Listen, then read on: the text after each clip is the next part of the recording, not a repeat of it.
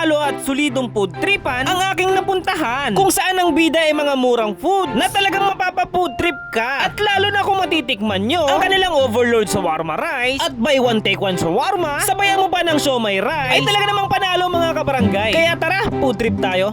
So yung mga kabarangay, nandito tayo sa kahabaan ng Champaka Street at dito tayo sa may kanto ng Lanting Street at may naispatan na naman tayong solid na food tripan mga kabarangay. Tara, sipatin natin kung ano mga tinda rito. No, nandito tayo sa may kanto, ayan o, literal na kanto mga kabarangay. Tanong natin kay sir kung ano mga tinda niya rito. Sir, anong pong mga tinda nyo rito, sir? Bali, meron po tayo dito. Shawarma pita po.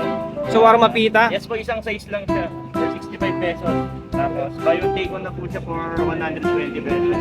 Tapos, meron din po tayong shawarma rice. Meron po single, saka meron po double. Yun o. Ayun po. Tapos, meron din po tayo dito. Jumbo siomai rice. Sige sir, pagbigyan mo ko tagi-isa niyan mga yan. Okay. Yun. Mga barangay, nandito tayo sa may kanto at titikman natin tong kanyang shawarma rice. Panalo mga barangay, 100 pesos lang tong overload shawarma nila. Tikman natin yan. Wow, panalo. Tignan nyo naman yan. Tignan natin o. Wow.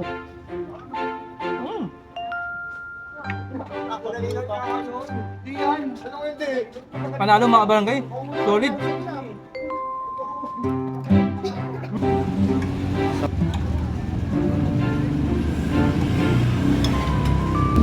Panalo to.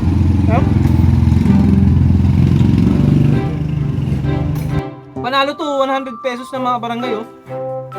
Ito mga barangay oh, buy one take one nila na shawarma oh. Panalo, solid oh.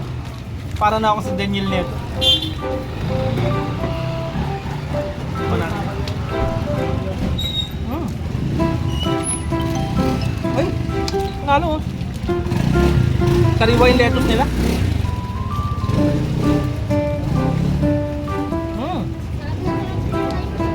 Panalo to mga barangay. Kita nyo yung lettuce, sariwa-sariwa. Diba?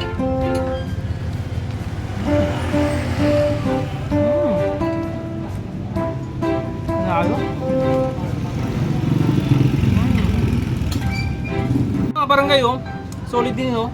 110 pesos lang, meron ka ng ilang piraso to? 1, 2, 3, 4, 5, 6, 7, 8, 9, 10. 10 pirasong siomai.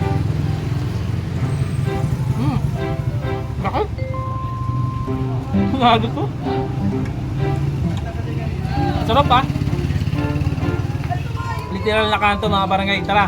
Sa mga barangay, sa mga naghahanap nga ng literal na kanto style na food trip, open nga pala to ng 4 PM to 12 midnight. So mga barangay, tara, food trip tayo.